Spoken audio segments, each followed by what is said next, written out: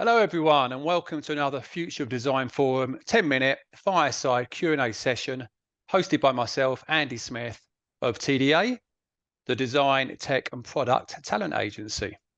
I am delighted to be joined today by Albert Whitley, previously Head of Design, Client Experience and Strategy at BNY Mellon in New York. Albert, lovely to have you. Thanks for joining us. Yes, thanks for having me, Andy. Good to see you again. Yeah, the last time we saw each other was in person in New York, wasn't it? The FinTech Design Summit. It was a great time, and definitely had a wonderful time connecting with you and all the others around fintech and design. Cool. Well, look, thanks for joining the quick fire session. We'll get into our questions, but before we go with those, can you give a little brief outline to the audience and your kind of career to date, trajectory to now? Yeah, sure. For me, with my career, actually, start off as a designer, as a print graphic designer many years ago, probably roughly over 20 something years ago. I've also been an entrepreneur. I've also been an adjunct professor. And I've also been a consultant and had the opportunity to travel, extensively, as a designer.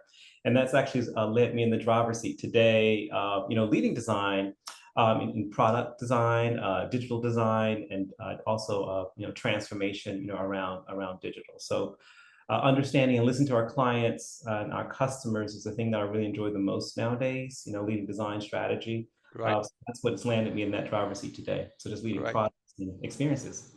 And mainly in the fintech world, have you worked or?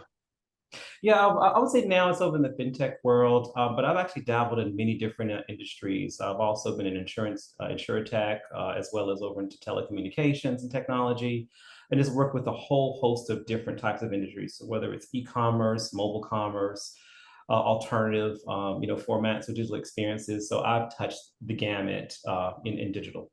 Fantastic, fantastic. And during your career to date, anything you can probably say you're most proud of? Oh yes, I actually have one particular engagement that I'm most proud of. Sometimes I always, would tell designers, we're not here to cure cancer. So put the pencils down, go home. But I actually had the opportunity to work with MD Anderson. This is many years ago when I was a consultant, where I had the opportunity to redesign, MD Anderson's website, and we're talking about working with doctors, patients, loved ones to help them fight the cure to actually, to eradicate cancer, right? So for Wow. me, I could actually then say, yes, please get back on this project because we are working towards a cause to help this organization find a cure for a specific type of cancer. And so with the work that we did to rebrand MD Anderson, we created a beautiful editorial experience to be able to help anyone be able to understand why you're there relatively quickly and to get you the information that you need, whether you need to understand your diagnoses, treatment plans, what doctors are available, to you and your family.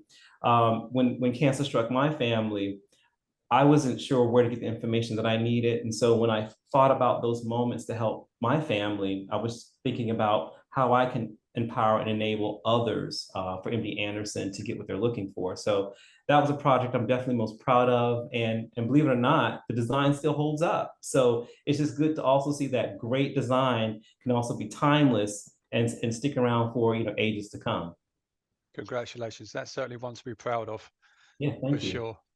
And during your journey, or particularly your journey as a design leader, we've got many aspiring design leaders out there that will watch this and, part of our wider audience. Could you give us maybe 3 tips for an aspiring design leader? Yeah, absolutely. Here's some three tips that I would think about, right? When I'm, thinking about my trajectory as a design leader. One of the things that one of my former managers said to me was that we have a wealth full of diverse talent, and just make sure that we're always constantly tapping into the mindset of everyone that's on the team. You just never know where the solution or solutions will come from that could actually solve the problem that we're working on, right? So just knowing that I'm a person that can that's always constantly listening, that's another skill that's really important. So listening to others, because again, that skill of listening again allows you to know when to pull on the right solution, the right person. It allows the people to voice their opinions, to feel comfortable being on the team. So just by adapting more listening skills, just really helped me, really, work closely with my teams even better. And then I would also say being resilient, just knowing sometimes that the solutions that I may come up with or the team may come up with might not necessarily solve that problem. It may fail. So we have to sort of think about how do we bounce back relatively quickly and move on again. Design is a messy process. It constantly teaches us to evolve. So we have to be resilient in that way to know that we should not fall in love with our solutions all the time. So just always constantly bouncing back and looking to see what's next. I love that. I love that. I guess we talk about iteration a lot in design, don't we? But Yeah. I like the don't fall in love too much with what you're doing as well. That's a great tip. Cool. And can you give perhaps an example of where AI, the hot topic, can help advance design? Yeah. What I see in my work where AI is advancing design is around research, right? And then also around our user data.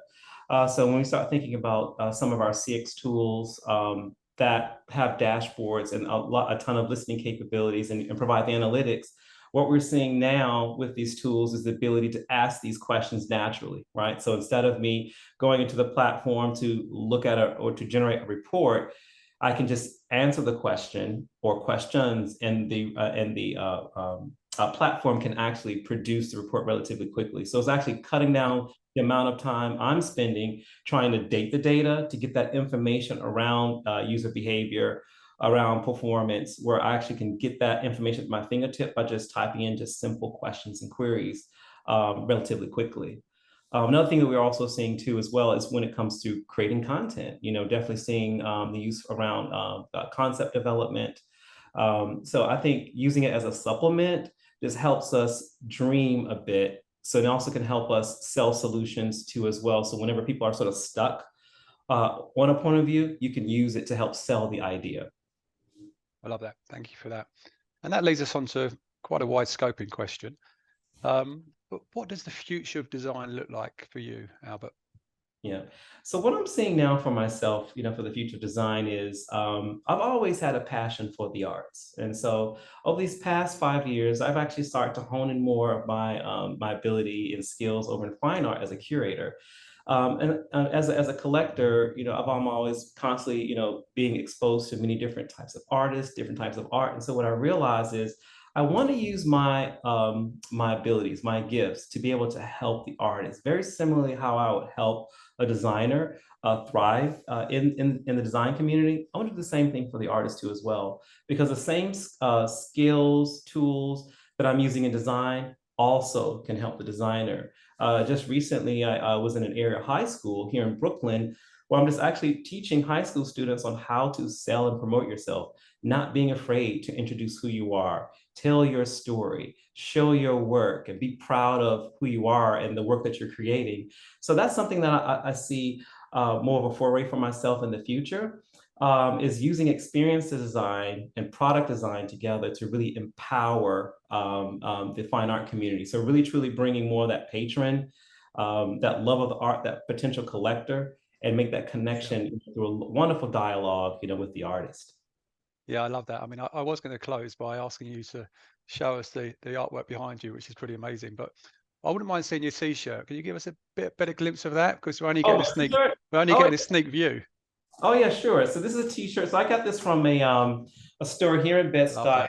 It's called Bed-Stuy Fly, and obviously it has like the greats from hip hop culture. So that's here, here in Bed-Stuy, and then also behind me, I know you mentioned this particular painting. Yeah. This is from artist Alan Ane. So throughout Bed-Stuy, even down the street, there's a ton of murals that he just constantly painting and creating.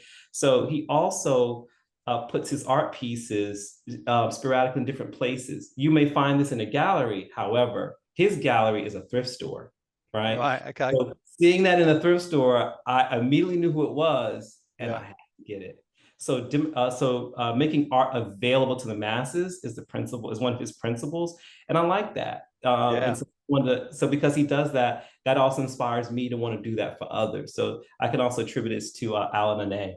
I love that. I mean, this side of the pond we have Banksy, don't we? Who's our very famous street artist. That's fantastic. Yes, indeed. Another great one.